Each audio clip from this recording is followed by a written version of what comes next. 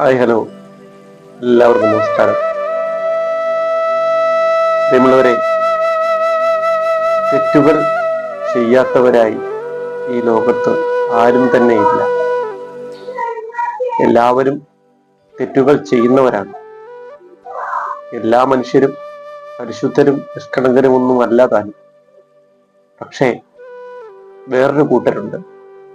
തെറ്റുകൾ മാത്രം കണ്ടുപിടിക്കാനായിട്ട് ദൈവം സൃഷ്ടിച്ചതാണോ എന്ന് തോന്നിപ്പോകുന്ന ചില ആളുകൾ. അവർക്ക് മറ്റുള്ളവരുടെ കുറ്റങ്ങളും തെറ്റുകളും കണ്ടുപിടിക്കുമ്പോൾ ഉണ്ടാകുന്ന ഒരാനന്ദവും അനുഭൂതിയും അത് പറഞ്ഞറിയിക്കാനാവാത്ത തരത്തിലുള്ള ഒന്നാണ്. അവർക്ക് അവരുടെ കാര്യങ്ങൾ നോക്കാനും പറയാനും ഒന്നും സമയമേ ഇല്ല. പക്ഷേ മറ്റുള്ളവരുടെ തെറ്റുകൾ കണ്ടുപിടിക്കാനും അവരുടെ കുറ്റങ്ങളും കുറവുകളും കണ്ടെത്താനും എന്തൊരു ഉത്സാഹമാണെന്നോ. ഒരിക്കൽ ഒരു ചിത്രകാരൻ താൻ വരച്ച അതിമനോഹരമായ ഒരു ചിത്രം ഒരു തെരുവിൽ കൊണ്ടുവച്ചു. എന്നിട്ട് അതിന് താഴെ അയാൾ ഒരു കുറിപ്പ് എഴുതി. ആ കുറിപ്പിൽ ഇങ്ങനെയായിരുന്നു പറഞ്ഞിരുന്നത്: ഈ ചിത്രത്തിലെ തെറ്റുകൾ ഒന്ന് കണ്ടുപിടിക്കുക.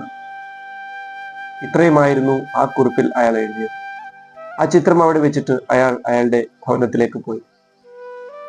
വൈകുന്നേരം വന്ന് നോക്കിയപ്പോൾ ആ ചിത്രത്തിലാകെ വരയും കുറിയും. എല്ലാവരും തെറ്റുകൾ രേഖപ്പെടുത്തി പോയിരിക്കുന്നു. ഒരുപാട് പേര് അയാളുടെ ചിത്രത്തിന്റെ തെറ്റുകൾ ചൂണ്ടിക്കാട്ടി. അങ്ങോട്ടും ഇങ്ങോട്ടും തെറ്റുകൾ വരയും കുറിയും ഇട്ട് അടയാളപ്പെടുത്തി അയാളുടെ ചിത്രത്തെ ആകെ വികൃതമാക്കി. താൻ നല്ലതെന്ന് കരുതിയ ആ ചിത്രത്തിന് അത്രയധികം തെറ്റുകൾ ചൂണ്ടിക്കാണിക്കപ്പെട്ടപ്പോൾ അയാൾ മാനസികമായി തളർന്നുപോയി. മാനസികമായി വളരെയധികം വിഷമിച്ച ആ മനുഷ്യൻ താൻ ഇനി ഒരിക്കലും ചിത്രം വരയ്ക്കുകയില്ല എന്ന് ശപഥം ചെയ്തു. അയാൾ പതുക്കെ പതുക്കെ വിഷാദരോഗത്തിലേക്ക് നീങ്ങി. ഇതെല്ലാം കൊണ്ട് സങ്കടപ്പെട്ടുകൊണ്ട് അയാളുടെ മാതാവ് അരികത്തുണ്ടായിരുന്നു. ദിവസങ്ങൾ കടന്നുപോയി. അയാൾ വിഷാദരോഗത്തിന് കൂടുതൽ അടിമപ്പെട്ടുകൊണ്ടേയിരുന്നു. ഒരു ദിവസം ആ അമ്മ അയാളെ വിളിച്ചു പറഞ്ഞു: മകനെ, നീ ഒരിക്കൽ കൂടി ഒരു ചിത്രം വരയ്ക്കണം. അതിമനോഹരമായ ഒരു ചിത്രം. അതിൻ്റെ അടിയിൽ ഞാൻ പറയുന്ന രീതിയിൽ ഒരു കുറിപ്പും എഴുതി നീ ആ തെരുവിൽ തന്നെ കൊണ്ടുവയ്ക്കണം. നീ എനിക്ക് വേണ്ടി അത്രയും ചെയ്യണം. മനസ്സില്ലാ മനസ്സോടെ അയാൾ സമ്മതിച്ചു. അയാൾ അതിമനോഹരമായ ഒരു ചിത്രം വരച്ചു. മാതാവ് പറഞ്ഞ പ്രകാരം അതിൻ്റെ അടിയിൽ ഒരു കുറിപ്പും എഴുതി. ഈ ചിത്രത്തിൽ ഒരു തെറ്റുണ്ട്.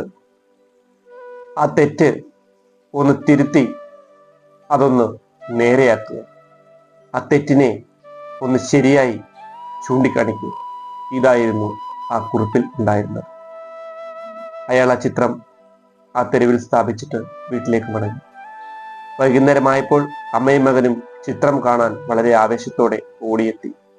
അത്ഭുതമെന്ന് പറയട്ടെ, അതിലൊരടയാളം പോലും അവശേഷിച്ചിട്ടില്ല.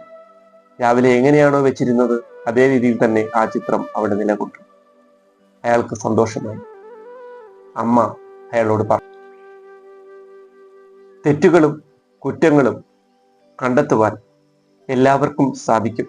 പക്ഷേ വളരെ കുറച്ച് ആളുകൾക്ക് മാത്രമേ ക്രിയാത്മകമായ പിന്തുണ നൽകുവാൻ സാധിക്കുകയുള്ളൂ. അവർക്ക് മാത്രമേ തെറ്റേതാണ് ശരിയേതാണ് എന്ന് കണ്ടെത്തി നമ്മളെ നേർവഴിയിലേക്ക് നയിക്കുവാൻ സാധിക്കും. തെറ്റുകളെ ശരിയിലേക്ക് നയിക്കാനും സ്വയം മെച്ചപ്പെടുത്താനും കഴിയാത്തവർ മറ്റുള്ളവരെ അപമാനിക്കാനും മറ്റുള്ളവരുടെ തെറ്റുകുറ്റങ്ങൾ കണ്ടെത്താനും മാത്രമേ ശ്രമിക്കുകയുള്ളൂ. അവർക്ക് പ്രത്യേകിച്ച് ജോലികളൊന്നുമില്ല. മറ്റുള്ളവരുടെ കുറ്റം കണ്ടെത്തുന്നതിലും മറ്റുള്ളവരുടെ കഴിവുകളും കുറവുകളും കഴിവുകേടുകളും കണ്ടെത്തുന്നതിലും അവർ സദാ ആനന്ദം കണ്ടെത്തുന്നു. അവരത് ഒരു തൊഴിലായി കൊണ്ടു നടക്കുന്നു. അങ്ങനെയുള്ള മനുഷ്യരെ നമ്മൾ കുറ്റം പറഞ്ഞിട്ട് യാതൊരു കാര്യവും. അവർ നന്നാവില്ലെന്ന കാര്യം അവർ തീരുമാനിച്ചതാണ്. പ്രിയമുള്ളവരെ, മറ്റുള്ളവരുടെ തെറ്റുകളും കുറ്റങ്ങളും കണ്ടുപിടിക്കുകയല്ല വേണ്ടത്. അഥവാ നമ്മൾ ആ തെറ്റുകളും കുറ്റങ്ങളും കണ്ടുപിടിക്കുകയാണെങ്കിൽ, നമ്മൾ അതിന് മുതിരുകയാണെങ്കിൽ അവർക്ക് എന്താണ് ശരി എന്താണ് തെറ്റ്, അതിലെ തെറ്റെന്താണ് എന്ന് പറഞ്ഞു കൊടുത്ത് അവരെ സന്മാർഗത്തിലേക്ക് നയിക്കുക, അവരെ മുന്നോട്ട് നയിക്കുക. ഇതാണ് നമുക്ക് ചെയ്യാനുള്ളത്. ശുഭദിനം.